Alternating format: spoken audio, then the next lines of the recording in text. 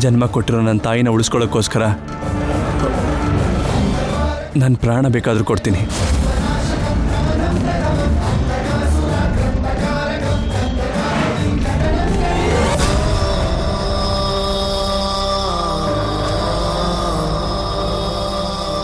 ಹೆತ್ತ ತಾಯಿ ಋಣ ತೀರಿಸೋದು ನನ್ನ ಧರ್ಮ. ನನ್ನ ಧರ್ಮನ ನಡೆಸ್ಕೊಳ್ಳೋದಕ್ಕೆ ನಿಮ್ಮ ಸಹಕಾರ ಬೇಕು. ಈ ಪರಿಸ್ಥಿತಿಲಿ ನನಗೆ ನಿಮ್ಮನ್ನು ಬಿಟ್ಟರೆ ಇನ್ಯಾರೂ ಸಹಾಯ ಮಾಡೋದಿಲ್ಲ. ಅಭಯ ಕೊಟ್ಟಿದ್ದೀರಾ, ಸಹಾಯ ಮಾಡಿ ಶಿವಯ್ಯ.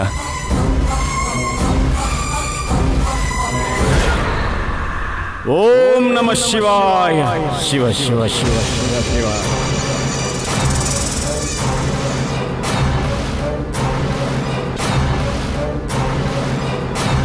ಜನ್ಮ ಕೊಟ್ಟ ತಾಯಿನ ಬದುಕಿಸಿಕೊಳ್ಳಕ್ಕೋಸ್ಕರ ಸಾಹಸ ಮಾಡ್ತಾ ಇರೋದ್ರಿಂದ ನಿನ್ನ ನಿವೇದನೆನ ನೆರವೇರಿಸಿಕೊಡಬೇಕಾಗುತ್ತೆ.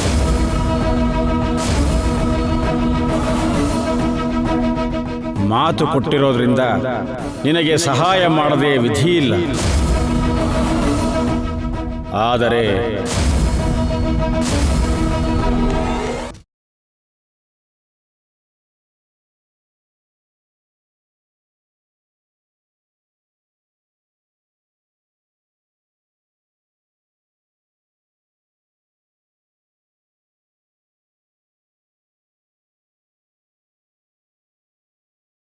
ದೇವಸ್ಥಾನದ ಒಳಗೆ ಹೋಗೋದು ಅಂದ್ರೆ ಸಾವನ್ನ ಹುಡುಕಿಕೊಂಡು ಹೋದ ಹಾಗೆ.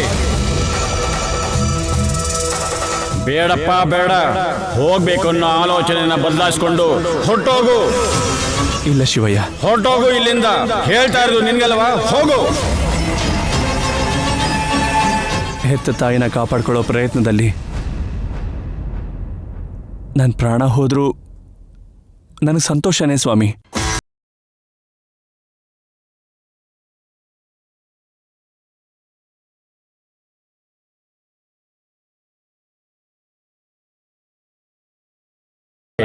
ನಿನ್ನ ಸಂಕಲ್ಪ ಬಲನ ಬದಲಾಯಿಸಲ್ಲ ಅಂತ ಅರ್ಥ ಆಗೋಯ್ತು.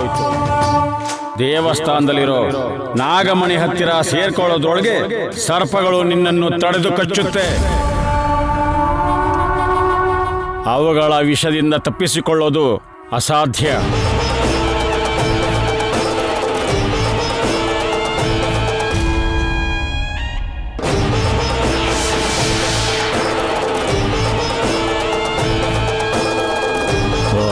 ಶಿವಾಯ ಶಿವ ಶಿವ ಶಂಕರ ಹರ ಹರ ಮಹಾದೇವ. ಓಂ ನಮಃ ಶಿವಾಯ ಶಂಕರ ಹರ ಹರ ಮಹಾದೇವಾಯ ನಮೋ ನಮಃ. ಹರ ಹರ ಪಾರ್ವತೀಪತಿಯೇ ನಮೋ ನಮಃ. ಇದು ನಿನ್ನತ್ರ ಇರೋವರೆಗೂ ಹಾವುಗಳು ಏನು ಮಾಡುವುದಿಲ್ಲ. ತಗೋ.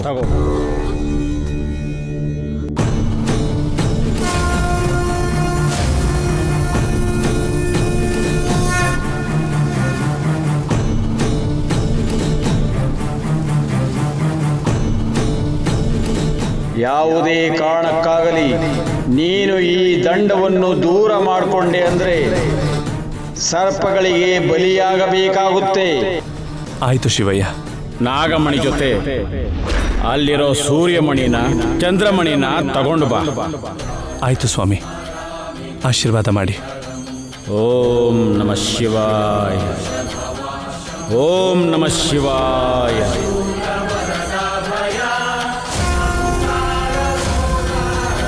ಧೈರ್ಯವಾಗಿ ಹೋಗಿ ಬಾರಪ್ಪ. ಆ ಶಿವನ್ನ ನಾಗದೇವತೆನ ಪ್ರಾರ್ಥನೆ ಮಾಡಿ ಹೋಗು. ಓಂ ನಮಃ ಶಿವಾಯ. ಓಂ ನಮಃ ಶಿವಾಯ. ಹರ ಹರ ಮಹಾದೇವ. ಓಂ ನಮಃ ಶಿವಾಯ. ಶಂಭೋ ಮಹಾದೇವ. ಹರ ಹರ ಮಹಾದೇವ. ಓಂ ನಮಃ ಶಿವಾಯ.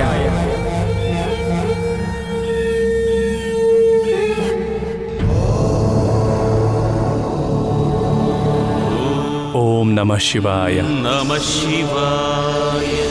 ಓಂ ನಮಃ ಶಿವಾಯ.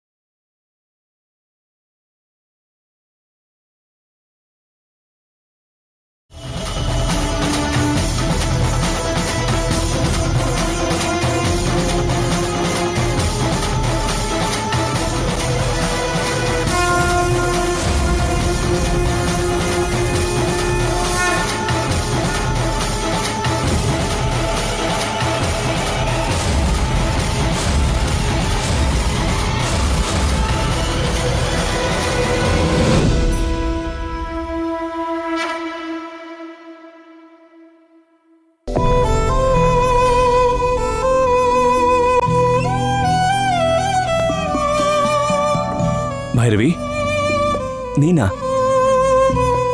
ಯಾಕೆ ಬಂದೆ? ಈ ದೇವಸ್ಥಾನದೊಳಗಡೆ ಹೋಗ್ಬೇಕು ಅಂತ ಪ್ರಯತ್ನ ಪಡೋರು ಪ್ರಾಣ ಕಳ್ಕೋತಾರೆ ಅಂತ ನನಗೆ ಗೊತ್ತು.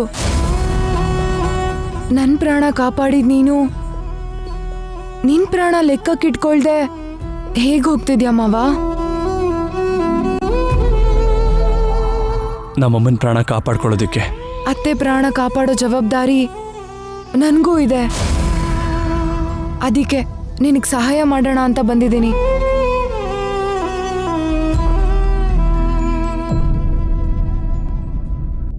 ಈ ಮದ್ವೆ ಮಾಡ್ಕೊಳ್ಳೋಕ್ಕೆ ಕಾರಣ ಅದು ನನ್ನ ತೀರ್ಮಾನನೇ ಹೊರತು ನಿನ್ ಮೇಲ್ ಇಷ್ಟ ಇಲ್ಲ ಅಂತ ಅಲ್ಲ ಮಾವ.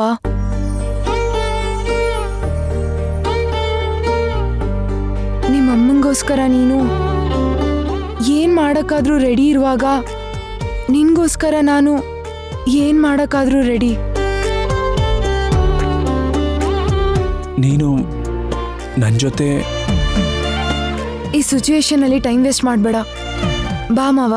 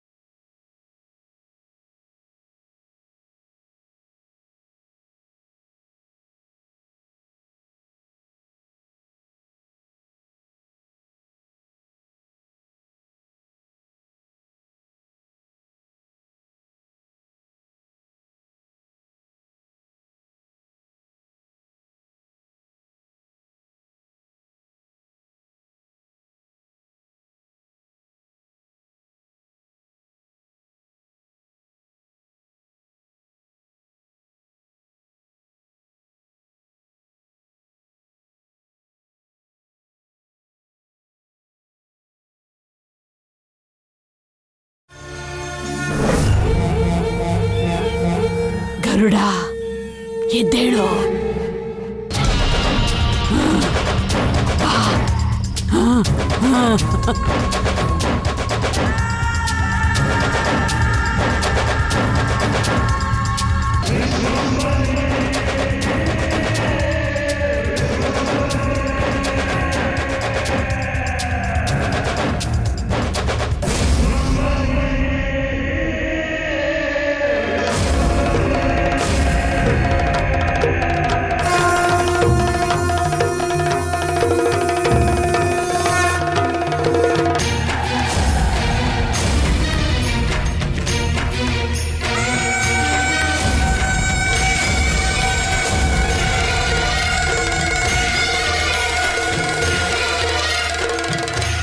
ಮಾಟಗಾತಿ ದೇವಸ್ಥಾನದಲ್ಲಿರೋ ತಾಳಪತ್ರ ಗ್ರಂಥಕ್ಕೋಸ್ಕರ ಹೋದ್ಲು. ಅದು ಮಾಟಗಾತಿ ಕೈಗೆ ಸಿಕ್ಕಿದ್ರೆ ಇಷ್ಟು ವರ್ಷ ದೇವಸ್ಥಾನನ ರಕ್ಷಣೆ ಮಾಡಿರೋ ನಮ್ಮ ಕಾರ್ಯದಕ್ಷತೆಗೆ ಅರ್ಥ ಇಲ್ದ ಹಾಗಾಗುತ್ತೆ ಮಾವ. ಆ ದುಷ್ಟ ಶಕ್ತಿಗಳನ್ನ ತಡಿಬೇಕು ಅಂದ್ರೆ ನಾವು ಇಲ್ಲಿಂದ ಹೊರಗಡೆ ಹೋಗ್ಬೇಕು. ಮಾಟಗಾತಿ ಮಂತ್ರಶಕ್ತಿನ ಜಯಿಸಿ ತಪ್ಪಿಸ್ಕೊಳ್ಳೋದು ಅಸಾಧ್ಯ ಮಲ್ಲಿ. ನಾವು ನಿತ್ಯ ಪೂಜೆ ಮಾಡೋದು, ನಮ್ಮನ್ನ ಕಾಪಾಡ್ತಾ ಇರೋದು ಆ ಪರಶಿವ ಮಾವ. ಆ ಶಿವಯ್ಯ ನಮ್ಗೆ ಏನೋ ಒಂದು ದಾರಿ ತೋರಿಸ್ತಾನೆ. ಆ ಶಿವಯ್ಯನ ಬೇಡ್ಕೊಂಡ್ರೆ ನಮಗೆ ತಪ್ಪದೆ ಸಹಾಯ ಮಾಡ್ತಾನೆ ಮಾವ. ಆ ಶಿವಯ್ಯನೇ ನಮಗೆ ದಿಕ್ಕು. ಓಂ ನಮಃ ಶಿವಾಯ. ಓಂ ನಮಃ ಶಿವಾಯ. ಓಂ ನಮಃ ಶಿವಾಯ. ಓಂ ನಮಃ ಶಿವಾಯ. ಓಂ ನಮಃ ಶಿವಾಯ. ಹರ ಹರ ಮಹಾದೇವ. ಹರ ಹರ ಮಹಾದೇವ. ಹರ ಹರ ಮಹಾದೇವ. ಹರ ಹರ ಮಹಾದೇವ. ಶಿವಯ್ಯ, ಆಪತ್ನಲ್ಲಿದ್ದು ಸಹಾಯಕ್ಕೋಸ್ಕರ ಮೊರೆ ಇಡ್ತಾ ಇದ್ರೆ ಕೇಳಿಸ್ಕೊಳ್ತಾ ಇಲ್ವಲ್ಲ? ನಿನ್ನ ದೇವಸ್ಥಾನನ ಕಾಪಾಡೋ ನಮ್ಮಂತ ಭಕ್ತರನ್ನ ರಕ್ಷಣೆ ಮಾಡೋದು ಮರೆತು ದುಷ್ಟಶಕ್ತಿಗಳಿಗೆ ವರ ಕೊಡೋದು ನಿನಗೆ ನ್ಯಾಯನಾ? ನಿನ್ನ ದೇವಾಲಯನ ಕಾಪಾಡೋ ನಮ್ಮನ್ನ ಕಾಪಾಡೋಕೆ ನಿನಗೆ ಮನ್ಸು ಬರ್ತಾ ಇಲ್ವಾ? ನಿನ್ನ ನಂಬಿರೋ ನಮ್ಮ ಮೇಲೆ ನೀನು ದಯೆ ಕರುಣೆ ತೋರಿಸದೇ ಇದ್ರೆ ನಾವು ಬದುಕಿರೋದೇ ದಂಡ. ಈ ಮಾಟಗಾತಿ ಬಂಧನದಲ್ಲಿ ನಿಸ್ಸಹಾಯಕವಾಗಿ ಇರೋದಕ್ಕಿಂತ ಪ್ರಾಣ ತ್ಯಾಗ ಮಾಡಿ ನಿನ್ನಲ್ಲಿ ಐಕ್ಯ ಆಗೋದೇ ಒಳ್ಳೇದು. ನಮ್ಮ ಪ್ರಾಣನ ನಿನಗೆ ನೈವೇದ್ಯವಾಗಿ ಅರ್ಪಿಸ್ತಾ ಇದ್ದೀವಿ, ಸ್ವೀಕರಿಸು.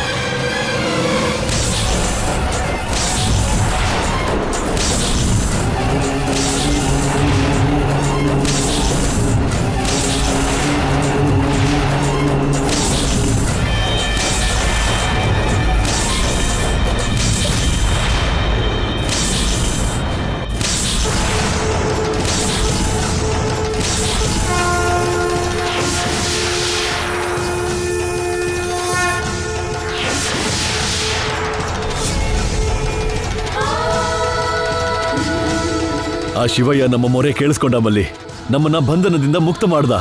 ಬಾ ಹೋಗೋಣ. ಶಿರಭಾಗವನ್ನ ನೆಲಕ್ಕೆ ಅಪ್ಪಳಿಸಿದ್ರಿಂದ ನನಗೆ ವಿಪರೀತವಾದ ಶಿರೋಭಾರ ಇದೆ. ಸ್ವಲ್ಪ ಹೊತ್ತು ವಿಶ್ರಮಿಸದಿದ್ದರೆ ನನಗೆ ಬರೋಕ್ಕಾಗಲ್ಲ. ನೀನು ನನಗೋಸ್ಕರ ಕಾಯ್ಬೇಡ, ನಾನು ನಿಧಾನವಾಗಿ ಬರ್ತೀನಿ. ನೀನು ಬೇಗ ಹೋಗಿ ಆ ಮಾಟಗಾತಿಯನ್ನ ತಡೆಗಟ್ಟು ಮಾವ.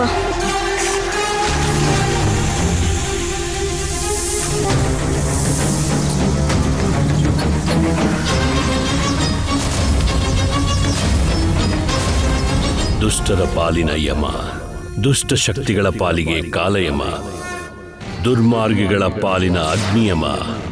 ಅವನೇ ನಾಗಾವರದಲ್ಲಿ ನೆಲೆಸಿರೋ ನಾಗಭೈರವ. ಅದೇ ನಾಗಭೈರವ ದೇವಾಲಯ. ಆ ದೇವಾಲಯದ ಒಳಗೆ ನಾಗಭೈರವ ನಿತ್ಯ ಕಾವಲು ಸರ್ಪಗಳ ಮಧ್ಯೆ ಇರುತ್ತಾನೆ. ಅಹೋರಾತ್ರ ಇವು ಕಣ್ಣಿನ ರೆಪ್ಪೆ ಥರ ಕಾವಲು ಕಾಯುತ್ತಿರುತ್ತವೆ. ಈ ದೇವಾಲಯಕ್ಕೆ ಯಾರಾದರೂ ಅಪಚಾರ ಮಾಡಿದರೆ ಈ ನಾಗಭೈರವ ರುದ್ರಭೈರವನಾಗಿ ಅವತಾರ ತಾಳಿ ರುಂಡವನ್ನು ಮಾಲೆಯನ್ನಾಗಿ ಮಾಡಿ ಕೊರಳಿಗೆ ಧರಿಸುತ್ತಾನೆ. ಇದು ಈ ಶಿವನ ಮಹಿಮೆ. ಈ ದೇವಾಲಯ 3 ಪ್ರಾಕಾರದಲ್ಲಿ ನಿರ್ಮಿಸಲ್ಪಟ್ಟಿದೆ. ಮೊದಲನೆಯ ಪ್ರಾಕಾರ ನಾಗರಕ್ಷ. ಇಲ್ಲಿ ಭಯಂಕರವಾದ ವಿಷಸರ್ಪಗಳು ನಿತ್ಯ ಕಾವಲಿಗಿರುತ್ತವೆ. ಈ ಪ್ರಾಕಾರಕ್ಕೆ ಒಂದು ದೊಡ್ಡ ದ್ವಾರವಿದೆ. ಆ ದ್ವಾರಕ್ಕೆ ಬೀಗ ಹಾಕಲಾಗಿರುತ್ತದೆ. 2 ಕಡೆ ಸರ್ಪಗಳು ಕಾವಲು ಕಾಯುತ್ತಿವೆ. ಆದರೆ ಅದರ ಬೀಗದ ಕೈ ಮಾತ್ರ ಹತ್ತಿರವಿರುವ ವಿನಾಯಕನ ವಿಗ್ರಹದ ಪಕ್ಕದಲ್ಲೇ ಇದೆ. ಅದು ಯಾರ ಕಣ್ಣಿಗೂ ಕಾಣಿಸುವುದಿಲ್ಲ. ವಿನಾಯಕ ಪ್ರಸನ್ನನಾದರೆ ಮಾತ್ರ ಬೀಗದ ಕೈ ದೊರಕುತ್ತದೆ. ಅದನ್ನು ತೆಗೆದುಕೊಂಡು ಒಳಗೆ ಪ್ರವೇಶಿಸಿದರೆ ಆ ಪ್ರಾಕಾರದ ಒಳಗೆ ವಿಷಸರ್ಪಗಳು ಕಾವಲು ಕಾಯುತ್ತಿರುತ್ತವೆ. ಅವುಗಳೇನಾದರೂ ಕಚ್ಚಿದರೆ ಕ್ಷಣದಲ್ಲೇ ಸಾವನ್ನಪ್ಪುತ್ತಾರೆ. ಅವುಗಳು ಪ್ರಸನ್ನವಾದರೆ ಆದಿಶೇಷನ ತಲೆ ಮೇಲೆ ಒಂದು ಮಣಿ ಗೋಚರಿಸುತ್ತದೆ. ಅದರ ಹೆಸರೇ ಸಂಜೀವಿನಿ ಮಣಿ. ಅದನ್ನು ತಂದಿದ್ದೇ ಆದರೆ ನಿನ್ನ ತಾಯಿ ಬದುಕುತ್ತಾಳೆ. ಆ ನಾಗಮಣಿನ ತಗೊಂಡು ಬಂದು ನಿಮ್ಮ ತಾಯಿ ತಲೆ ಮೇಲೆ ಇಡಬೇಕು. 2ನೇ ಪ್ರಾಕಾರದಲ್ಲಿರುವುದು ಕಾಲಭೈರವನ ಪ್ರಾಕಾರ. ಇದಕ್ಕೂ ಸಹ ದೊಡ್ಡ ದ್ವಾರವಿದೆ. ಹಾಗೆ ದೊಡ್ಡ ಬೀಗವನ್ನೂ ಹಾಕಲ್ಪಟ್ಟಿದೆ.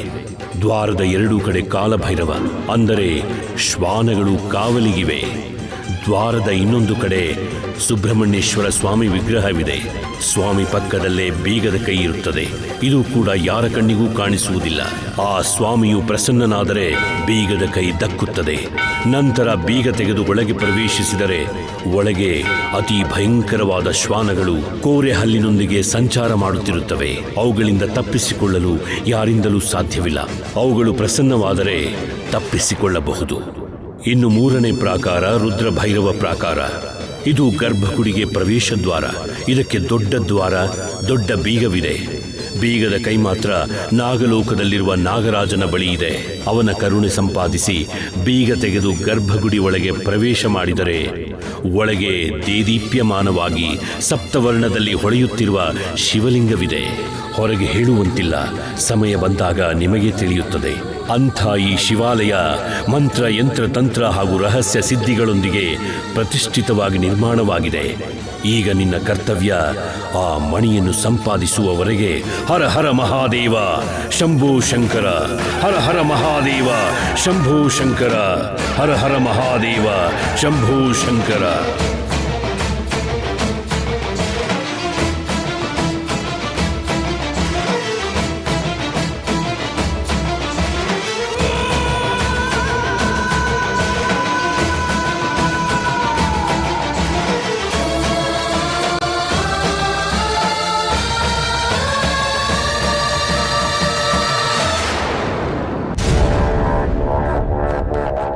ಜಲಜಾ ಜಲಜಾ ರುದ್ರ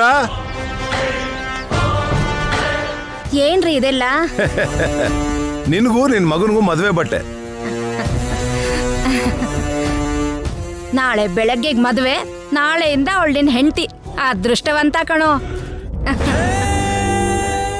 ಅತ್ತೆ ಕೌಸಲ್ಯ,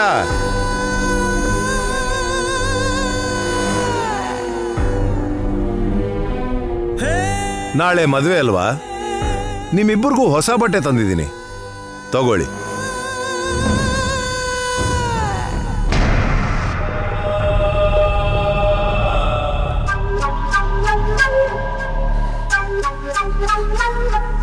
ಭೈರವಿ ರುದ್ರ ಮದುವೆ ಆಗೋದು ನಿಮ್ಗೆ ಇಷ್ಟ ಇಲ್ಲದೆ ಇದ್ರು ನಿಮಗೂ ಹೊಸ ಬಟ್ಟೆ ತಂದಿದ್ದಾರೆ ಅಂದ್ರೆ ನನ್ನ ಗಂಡಂದು ಎಷ್ಟು ಒಳ್ಳೆ ಮನ್ಸೋ ಅರ್ಥ ಮಾಡ್ಕೊಳಮ್ಮ.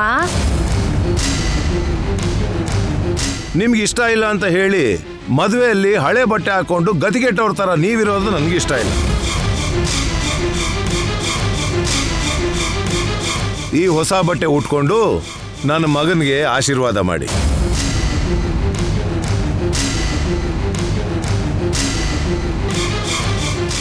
ತಗೊಳಮ್ಮ.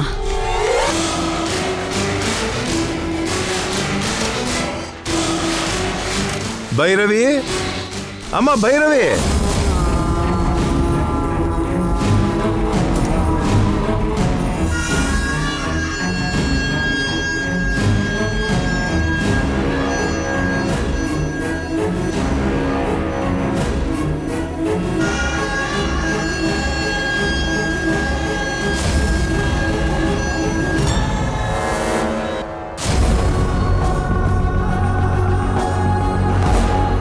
ಭೈರವಿ.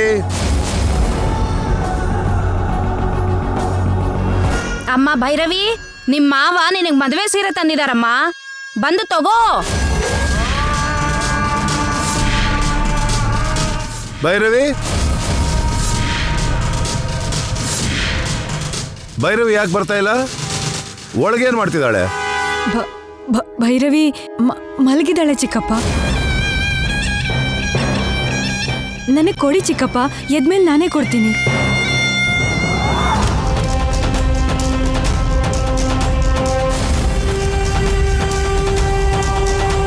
ನಾನು ಹೋಗಿ ಕರ್ಕೊಂಡು ಬರ್ಲಾರಿ?